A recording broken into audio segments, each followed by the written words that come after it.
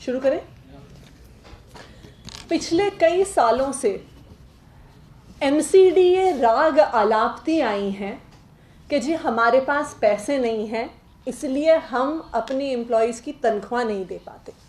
हमारे पास पैसे नहीं हैं, इसलिए डॉक्टरों को हम तनख्वाह नहीं दे रहे, इसलिए नर्सेस को हम तनख्वाह नहीं दे रहे, टीचरों को हम तनख्वाह नहीं दे रहे, सफाई कर्मचारी को हम तनख्वाह नहीं दे रहे। और बार बार ये सामने आया है कि MCD के पास पैसे की कमी इसलिए है क्योंकि तीनों MCD भ्रष्टाचार में लिप्त हैं।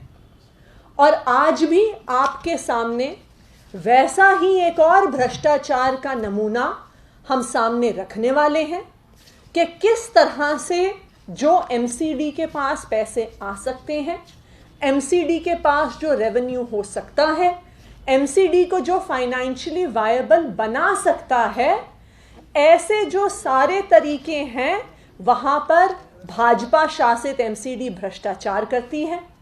वहाँ के पार्षद अपनी जेब भरते हैं और इसी वजह से MCD के पास तनख्वाह देने के पैसे नहीं होते। आज नॉर्थ MCD में हो रहे भ्रष्टाचार को हम आपके सामने रखेंगे कि किस तरह से पार्किंग के कॉन्ट्रैक्ट्स में घोर भ्रष्टाचार हो रहा है। ये कागजात मैं आपके सामने आपको दिखा रही हूं। 4 अक्टूबर को नॉर्थ MCD ने अपनी वेबसाइट पर एक ई-टेंडर किया। ये ई-टेंडर 65 पार्किंग लॉट्स के लिए नॉर्थ MCD के अंडर जो आते हैं उसका ई-टेंडर था। पार्किंग की अलॉटमेंट का जो टेंडर होता है ये बाकी किसी कॉन्ट्रैक्ट से अलग होता है क्योंकि ये एक तरह का ऑक्शन होता है। बाकी जब भी कोई सरकार प्रोक्योरमेंट करती है तो जो भी सबसे कम दाम देता है उसको वो दिया जाता है, लेकिन जब सरकार पार्किंग के अलॉटमेंट का टेंडर करती है तो एक मिनिमम प्राइस रखा जाता है और फिर उस मिनिमम प्राइस के ऊपर जो भी हाईएस्ट बिड देता है वो टेंडर जीत जाता है, वो बिड को जीत जाता है। इसका पर्पस क्या है? इसका पर्पस ये है कि सरकार के पास ज़्यादा से ज़्यादा रेवेन्यू आए। यही ऑक्शन का प्रिंसिपल है जिसको सरकार हर लेवल पर रेवेन्यू के लिए उपयोग करती है कि एक मिनिमम बेंचमार्क रखा जाता है और उसके बाद जो भी टेंडर के लिए अप्लाई कर रहे हैं, जो सबसे ज़्यादा कोट करते हैं, वो ये टेंडर जीतते हैं।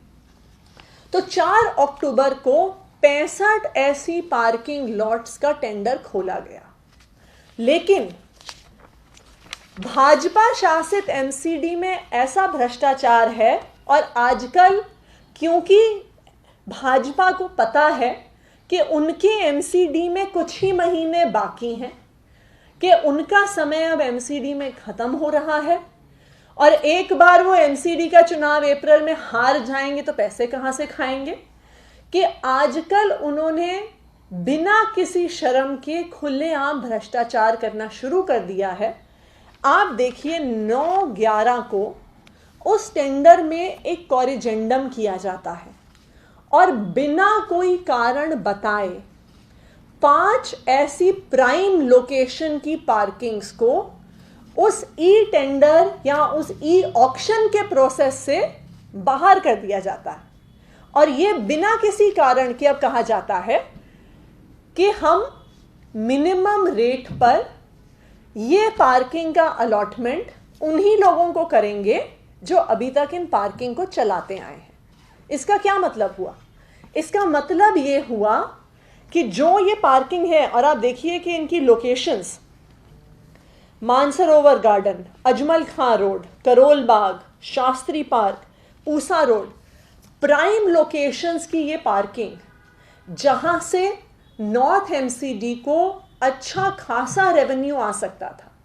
अगर हम एक मोटा अनुमान लगाएं तो अगर इसके इन 5 पार्किंग्स का ऑक्शन होता, अभी मिनिमम प्राइस पे जब इनको एलोकेट कर दिया गया है तो MCD को महीने के 17 लाख रुपए मिलेंगे, लेकिन अगर इसका ऑक्शन होता तो तकरीबन 4 गुना तक इसका रेवेन्यू सरकार को मिल सकता था 65-70 लाख रुपए।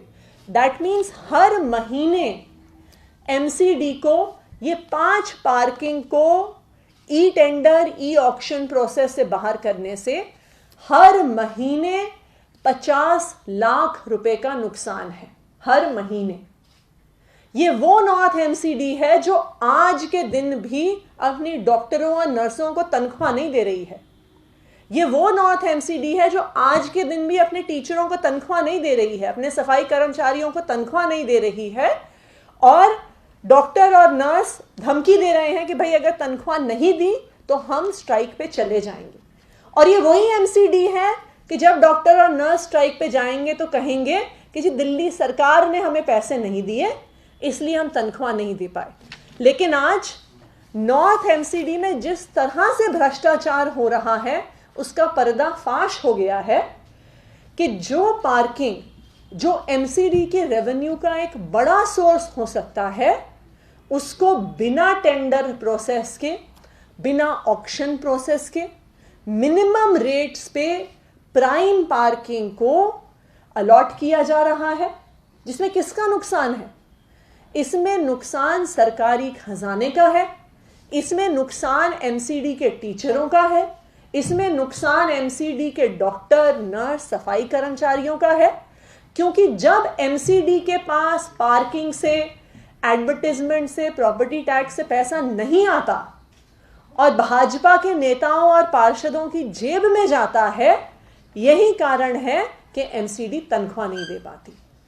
और अगर आप ये देखिए, ये जो कॉरिजेंडम इशू हुआ है, तो ये भी स्पष्ट है कि आज के दिन में भाजपा शासित एमसीडी इतनी बेशर्म हो गई है कि वो कोई छुपाने की भी कोशिश नहीं कर रही है।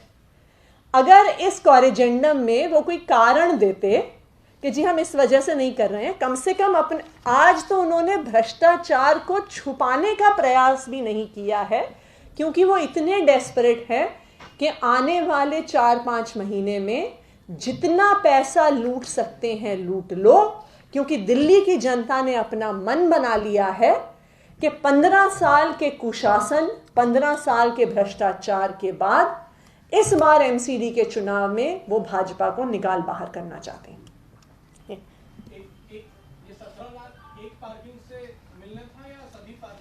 ये सभी पांचों को मिला के जो मिनिमम रेट है जिसपे अभी ये अलॉटमेंट हो गया है वो 17 लाख है। टोटल वो 17 लाख है। एक बार पांचों का नाम बता देंगे? ये वैसे हम आपसे शेयर कर देंगे, पर ये पार्किंग की एक लोकेशन है मानसरोवर गार्डन में, एक अजमल खान रोड पे, एक करोल बाग में, bank street Karol Bagh, Shastri park और MCD primary school Pusa road के पास। ये जो कहा गया कि पुराने वाले कोई पार्किंग का जी, वो सभी 65 के लिए था या केवल 5 के लिए? सिर्फ 5 के लिए। जी आदिश, मेरा एक सवाल है आपसे कि जिस तरह से कल सुप्रीम कोर्ट की सुनवाई के दौरान ये कहा गया सुप्रीम कोर्ट की तरफ से कि दिल्ली सरकार एडवर्टीजमेंट पे बहुत खर्च करती है, जमीनी हकीकत इससे बहुत परे है। एक आरटीआई में एक सवाल के जवाब पे दिल्ली सरकार ने यह भी कहा था कि प्रदूषण के खिलाफ जितने भी एड्स आए हैं उस पर अब तक 57 करोड़ रुपए खर्च किए गए हैं। विपक्ष हमलावर है, आप क्या कहेंगे इस पर? देखिए, हम सब दिल्ली में रहते हैं, हम सब साल भर देखते हैं कि कितना प्रदूषण होता है और हम सब देखते हैं कि नवंबर के महीने में कितना प्रदूषण होता है। सॉलिसिटर जनरल चाहे कोर्ट में खड़े होकर झूठ बोल लें कि प्रदूषण पराली से जलने वाला प्रदूषण से 10% है, लेकिन उन्हीं की सरकार की रिपोर्ट ये स्पष्ट करती है, एयर क्वालिटी कमीशन उन्हीं की सरकार की है। एयर क्वालिटी कमीशन बहुत स्पष्ट तौर पे ब्लैक एंड व्हाइट में कहती है कि साल के इस समय 35 से 40% जो प्रदूषण है वो पराली से होता है। तो अगर केंद्र सरकार और उनके सॉलिसिटर जनरल सुप्रीम कोर्ट में खड़ा होकर झूठ बोलकर सुप्रीम कोर्ट को मिसगाइड करेंगे, तो बताइए इस देश का क्या होगा? मतलब ये कोई प्राइवेट पार्टी नहीं है जो झूठ बोल रही है। आज देश की केंद्र सरकार खड़े होके कोर्ट में झूठ बोल रही है कि 40% नहीं, मात्र 4% से 10% प्रदूषण पराली से होता है। तो केंद्र सरकार से मेरा आग्रह है कि वो ये जो सुप्रीम कोर्ट में केस चल रहा है वहां पे सुप्रीम कोर्ट को मिसलीड करना बंद करें। लेकिन मेरा सवाल इससे जुड़ा हुआ नहीं था, एडवर्टाइजमेंट की बात थी। जिस तरह से आरटीआई, मैंने कहा कि 57 करोड़ रुपए खर्च हुए और इसका जवाब खुद डीआईपी ने दिया। तो इस पर देखिए, क्या एडवर्टाइजमेंट, जिस तरह से कड़ी प्रतिक्रिया थी सुप्रीम कोर्ट की कल इस पर नहीं? देखिए, सबसे पहली बात, इसीलिए मैंने उसी को संदर्भ में कहा आपको, क्योंकि सुप्रीम कोर्ट को सबसे पहले मिसगाइड किया गया। तो जब सुप्रीम कोर्ट सवाल उठाता है कि दिल्ली सरकार ने क्या किया, वो इस वजह से भी उठा रहा है क्योंकि उनको मिसगाइड किया जा रहा है, पहली बात। दूसरी बात, देखिए, किसी भी मुद्दे पे आज के दिन में, अभी गोपाल राय जी ने आज सुबह एक प्रेस कॉन्फ्रेंस करके हमारा रेड लाइट ऑन गाड़ी ऑफ के कैंपेन को फिर से एक्सटेंड किया है। देखिए, प्रदूषण किसी एक व्यक्ति या एक सरकार की लड़ाई नहीं है। प्रदूषण के खिलाफ जो लड़ाई है उसमें हम सबको शामिल होना पड़ेगा। और ना सिर्फ प्रदूषण, ऐसी कई लड़ाइयाँ हैं। जब हम डेंगू के खिलाफ भी कैंपेन करते हैं, जो 10 हफ्ते 10 बजे 10 मिनट एक सिटीजन पार्टिसिपेशन का कैंपेन है, कोई भी सिटीजन पार्टिसिपेशन का कैंपेन बिना लोगों तक बात पहुंचाए नहीं हो सकता। और ये वही सुप्रीम कोर्ट हैं जो खुद भी कहते हैं कि भाई, अगर इतना इंपॉर्टेंट मुद्दा है प्रदूषण, अगर इतना इंपॉर्टेंट मुद्दा है डेंगू, अगर इतना इंपॉर्टेंट मुद्दा है कोविड वैक्सीनेशन, तो जनता तक इसकी बात पहुंचानी होगी। तो बिल्कुल दिल्ली सरकार हर इंपॉर्टेंट मुद्दे पर अपनी बात जनता तक पहुंचाएगी। और अगर, जैसा सुप्रीम कोर्ट ने कहा कि वो किसी भी प्रकार की ट्रांसपेरेंसी की अगर सुप्रीम कोर्ट की डिमांड है, तो हम बिल्कुल उसके लिए तैयार हैं। Thank you.